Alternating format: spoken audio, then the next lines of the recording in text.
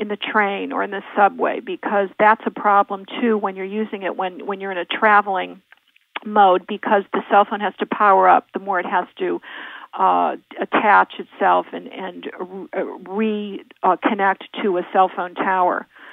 So there's so much to be said in reference to all of this. It just kind of boggles the mind. But when you don't become well because of your technology, then you'd really take a second look, don't you? I think it's the only thing that really makes people stop and pause to reflect in terms of what's going on in their environment that may have been the genesis of their diseases. What do you think about the fact that it may be a standard for air passengers to now bring all their cell phones into the craft? I mean, when we're up there flying anyway, most people don't know you get a lot of radiation. But now it's going to add a whole other level. I know, and I must tell you something. And then you're in this metal container high up where you've got radar, you've got gamma rays, you've got all sorts of radiation you're exposed to, and now everybody's playing with their wireless. I mean, I don't know if there's an airline now that doesn't proudly say wireless, on the plane itself. So there's a problem, and I'm one of those individuals that flies because I have to do engagements, I've got to do television, you've got to be out there promoting. And I dislike it intensely because maybe I know too much, and it always seems that I'm seated next to the individual that is using some sort of wireless device throughout the entire plane flight. Well, I wonder if that's where we take our earthing mat and somehow we plug it in. There should be little ports maybe made available, and they're going to be earthing shoes soon, yeah.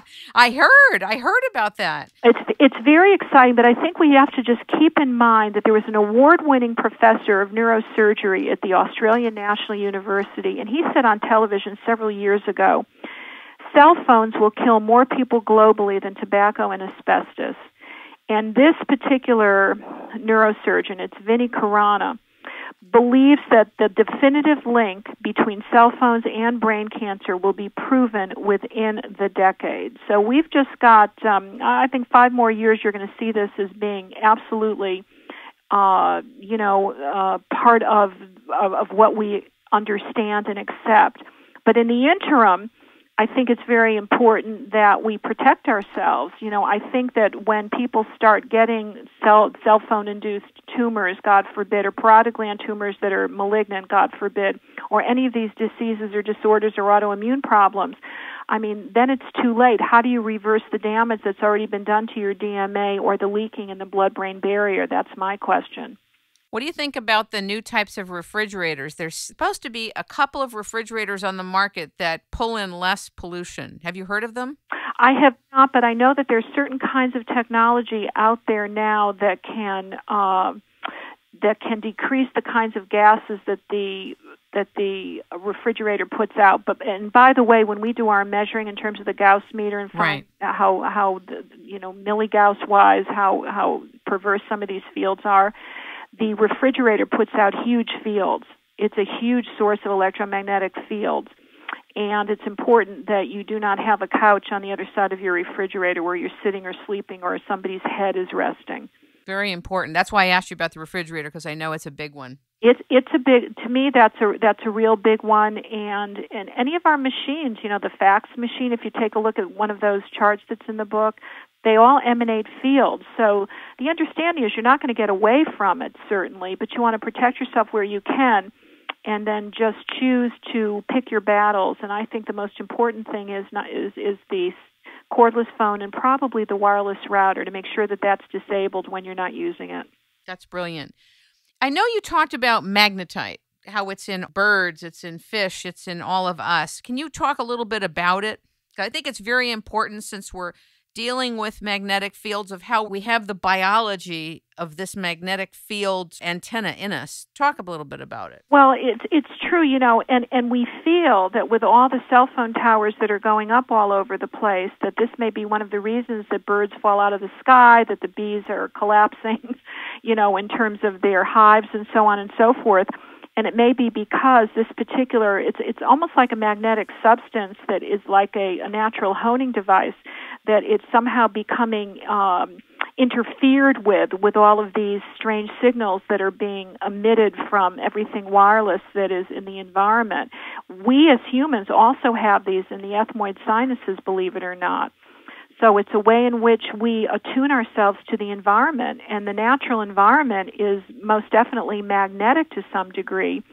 We're impacted by the rise and fall of the tides, by the geopathic pull of the moon, even the solar flares that impact the system. Yes. There was a huge solar storm, by the way, on Valentine's Day that many people find may be the reason behind this problems that people are having in terms of virus and all kinds of autoimmune problems. So magnetism affects the body. We are electric, and we were engineered, we were created with this particular electromagnetic substance that attunes us to the environment. I think what happens is, because the natural environment is becoming so polluted, perhaps the body just picks up all of these unnatural frequencies similar to the xenoestrogens in the environment and interprets it as its own, and then the misfiring and miscommunication starts to take place. And you decalcify, by the way.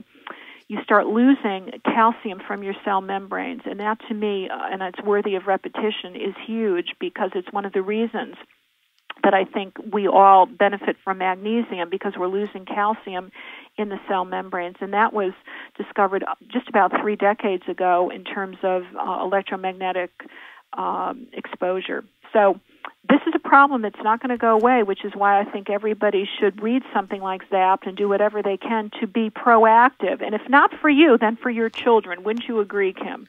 Absolutely. And the thing that's so shocking to me is how many parents are advocating that their children have cell phones, and there's tremendous peer pressure. And if that teen or that child doesn't have one, they're not in with all the others, and they can't text, and they can't this. And so it's a profound peer pressure item now. I know. And you know something, I'm not sure what the total answer is with this. I certainly think that a cell phone might be very helpful for emergencies. There's no question about it. I would just insist that your child texts whenever they can. It certainly limits the duration of exposure and does keep the phone farther away from the head and body. And if you do need to use any kind of headpiece, it's best that you use an ear tube, AIR, air tube headpiece, rather than something wired or wireless, and that would again, separate you from the antenna. So there are lots of ways that you can get around this. You just need to go offline as much as possible. If you have to place the phone against your head, then you just switch your ears regularly while chatting on your cell, because that will limit the prolonged exposure on one side of your head. Keep your cell phone calls short, and also keep an eye on those bars, because you shouldn't be using a phone when the signal is weak or when you're traveling at higher speeds. When you're in a car or a train or a plane, and of course you're not using it when the plane is in the air, but the reality is that when you're in a moving vehicle, this will automatically boost power to maximum as the phone attempts to connect to a new relay antenna. So all of that needs to be taken into consideration. I have a question about that scenario. For example, when I'm in the car, I used to have my cell phone transferred to the GPS unit and then talk on the phone that way, rather than having the cell phone to my ear or to have the speaker on from the cell phone. Does that boost the power throughout the car even more, or is that better for me? Something we would have to get an RF meter and see, because this is not the first time that question has been asked. So remind me about that, and as soon as I get myself one of these latest, greatest RF meters, and there's a new one on the market that I'd be able to use, I will tell you what I find out. That would be great. I think that people would be interested in that. And also, who sells these air tube headpieces? They're available on our site. So wonderful. Get a look at ruzapp.com. It's what I have to do when I'm making calls and I'm on the road and so on and so forth. And that seems to be the safest. Now, interestingly enough, there was this article that I believe I alluded to in the beginning of our conversation, and it was research, actually, that appeared in the Journal of the American Medical Association that showed that cell phone radiation changes brain metabolism. Well, at the very, very end of that piece, which was edited out, the head researcher suggested that one way that people could protect themselves against cell phone radiation was to get an earpiece. So that's coming from a head researcher in NIH. So an earpiece is the way to go, and the ear tube earpieces